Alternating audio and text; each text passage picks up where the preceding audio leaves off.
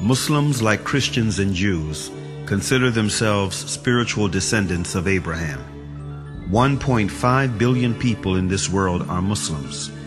250 million of them are Arabs, and over 1.2 billion are non-Arabs. There are Chinese Muslims, European Muslims, American Muslims, Latino Muslims. 1 out of every 5 people in this world is a Muslim, which is enough reason to learn about Islam. It is important to realize that Islam is not just a religion, but it is a complete, comprehensive way of life. It's not something that we only do on Fridays, but it carries over into our workplace, our families, our communities, and our friends. Linguistically, in the Arabic language, the word Islam comes from the root word salama.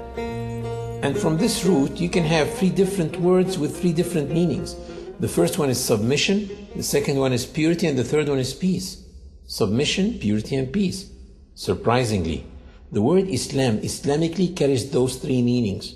The word Islam Islamically means that if any person fully submits himself or herself to the will of God and worships God purely without any association with God, worships God alone, he or she should live in peace and harmony in this life and in the hereafter.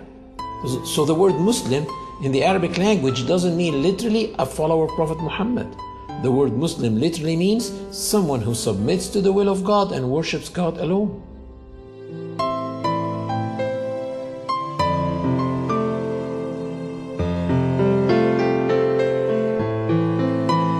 Muslims feel they are in harmony with the universe because the Quran mentioned several times that everything around them is submitting to the law of God and worshiping Him, while they are also worshiping and submitting to God. Do you not see that Allah is the one who is praised by all those who are in the heavens and in the earth? The very birds praise Him as they wing their flight. Each one knows its prayers and how to praise Him, and Allah has full knowledge of all their actions. The Quran stresses on the point of living in a worshiping universe, wherein every single being worships God in its own way, which may not be comprehended by man.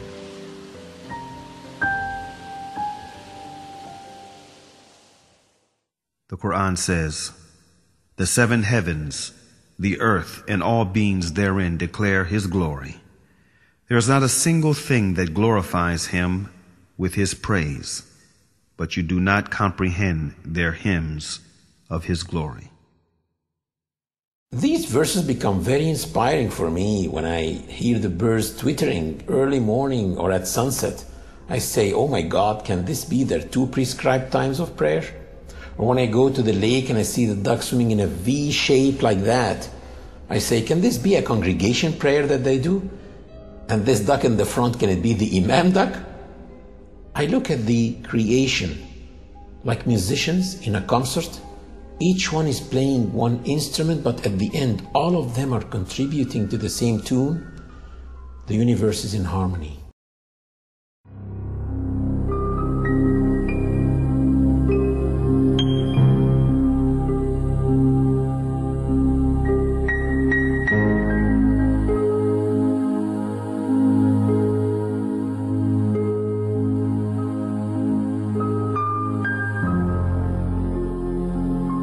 One of the really amazing things about Islam, and what caused me as a young man in North America to accept it as a way of life, is not only does Islam encourage us to accept the existence of our Creator, but also it pushes us to look into His creation, at the variance in colors and languages and cultures, and respect the power of this divine force through His creation. One of the most basic facts in Islam and most important beliefs is that there is a Creator. And one of the ways of recognizing His existence and mightiness is by studying creation. The Creator said to those who believe and those who do not believe in the Quran,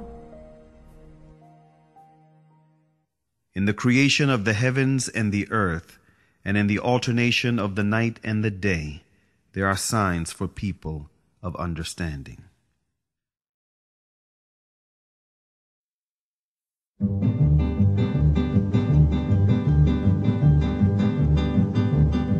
After deep thinking, many ancient and modern philosophers reached the fact of the existence of a supreme being who created this universe and is maintaining it continuously.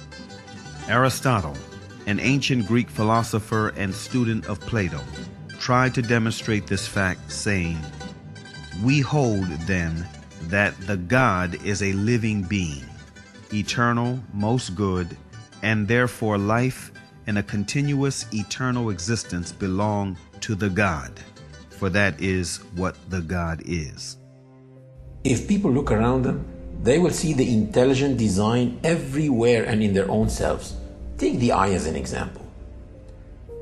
The light reflects on the object and then reflects on our eye retina, where it is transferred into pulses to a place in the brain called the center of vision. And it is probably one of the darkest places in the human body because it is completely insulated from light. It never saw the light.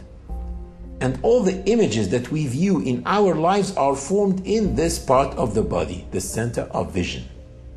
We see all these bright, sharp, three-dimensional images in this part of the body, while thousands and thousands of engineers in TV factories are trying to come up with an image as sharp, bright, and clear, but still they cannot.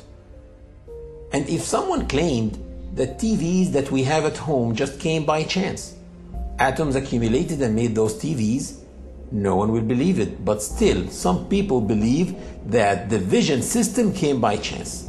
Same applies for hearing, taste, the way kidneys work, the way livers work, etc., etc. The Creator said in the Quran, were they created without a creator, or were they their own creators? René Descartes, a noted French philosopher and one of the most influential thinkers of modern times, was led to belief in God through doubt. He doubted that there is God, but doubt meant to him that he thinks, which in turn meant that he exists, which therefore meant that he was created. And since he did not create himself, therefore someone else must have created him, and that one should be the source of life. Can I be the author of my being? Or can I conserve myself at the present time? If this would be the case, then the idea of a perfect substance would be caused by my own mind.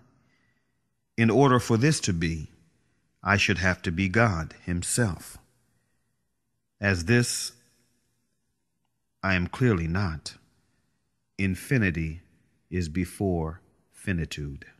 Immanuel Kant, one of the most influential thinkers of modern times, who is regarded as the last major philosopher of the Age of Enlightenment, was impressed by all the variations, numerations, and synchronizations in this world that make the existence of an omnipotent supreme being a fact. This present world presents to us so immeasurable a stage of variety, order, fitness, and beauty. Whether we follow it up in the infinity of space or in its unlimited division, that even with the little knowledge which our poor understanding has been able to gather, all language, with regard to so many inconceivable wonders, loses its vigor, all the numbers their power of measuring, and all our thoughts their necessary determinations, so that our judgment of the whole is lost in a speechless but all the more eloquent astonishment.